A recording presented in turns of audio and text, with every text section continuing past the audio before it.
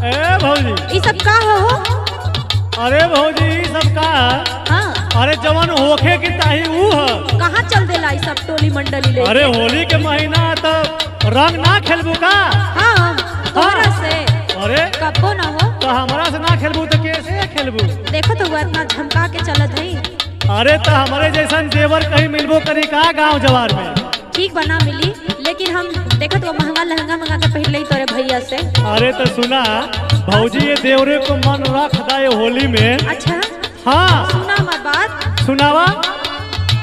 लहंगा बा महंगा लखनऊ वाला सरहवा जाने देहबर।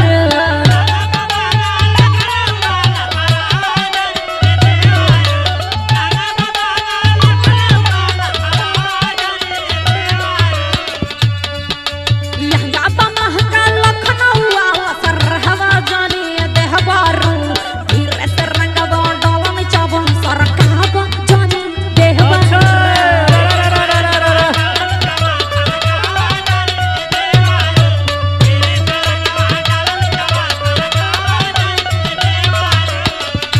अच्छा हाँ हो। इतना महंगा तोहार लहंगा बा? और नहीं तो का तोर भैया बड़ी मेहनत से ले आलू है। अच्छा तो सुना का ये सुना? लहंगा के दशा तो हम ही न बिगाड़। अच्छा सुना का? लहंगा से महंगा बा हमर रंगवा देसी रे भौजी।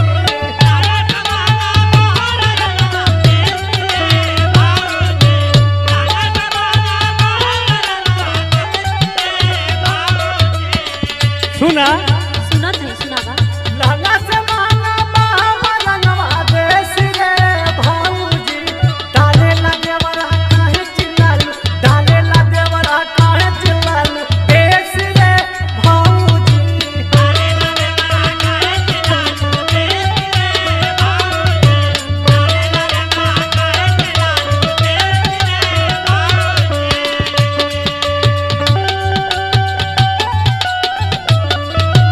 क्या बात है? जिया महेंद्र भैया।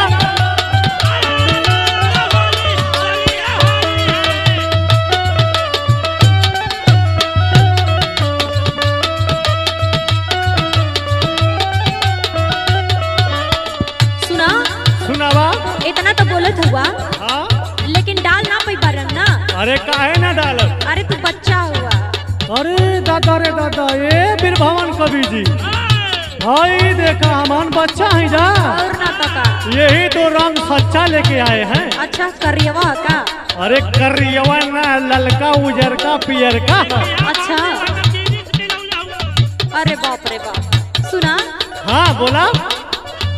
खेले के ढंग नहीं करला तू जबर रे।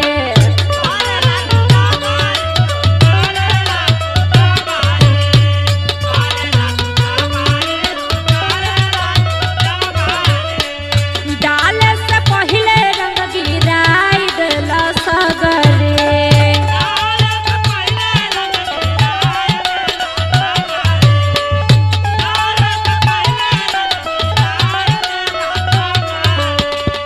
खेले के ढंग नहीं करेला तू जबरी। डाले से पहिले रंग गिराई देला सगरे। हके कलैया खाला मलैया कुसलाहवा जानिया देहबर।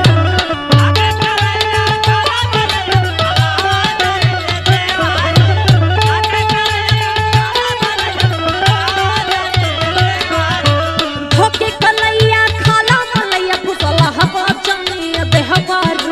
धीरे से रंगवा डालन चमन सरकावा जानिया देहबर।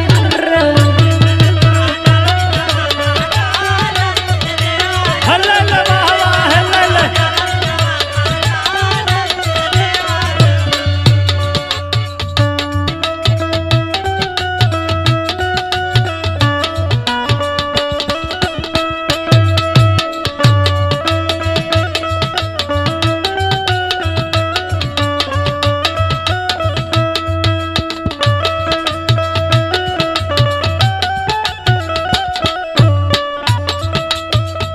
अच्छा हाँ ए भौजी का हो?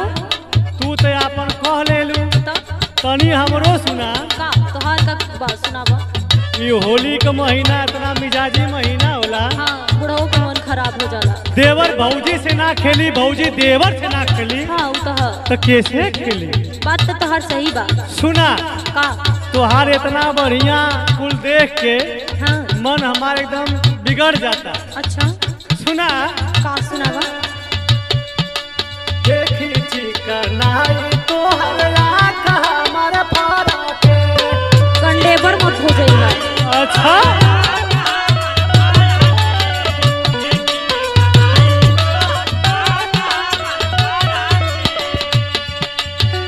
ताली से पहले रंगवा लागे हमार घर के। अरे तो चिकन सामान है।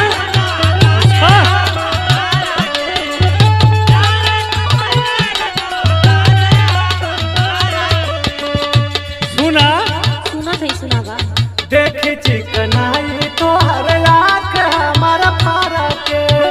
ताली से पहले रंगवा लागे हमार घर के। सुना सुनावा।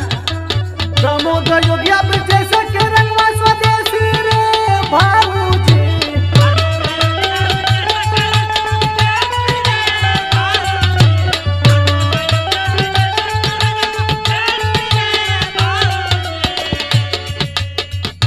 प्रमोद योगिया जैसे के रंगवा स्वदेशी रे भाऊजी। डाले ला देवरा काहे चिल्लालू बेस रे भाऊजी।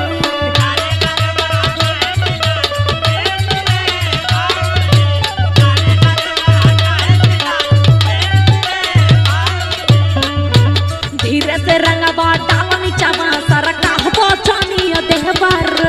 डाले ला देवरा काहे चिल्लालू बेस रे भाऊजी। धीरे से रंगवा डाला नीचावा सरका हो जानी देह पर। डाले ला देवरा काहे चिल्लालू बेस रे भाऊजी। धीरे से रंगवा डाला नीचावा सरका हो जानी देह पर। डाले ला देवरा काहे चिल्लालू बेस रे भाऊजी। अरे तो पर रात न हो। आए तो डलवाए ना।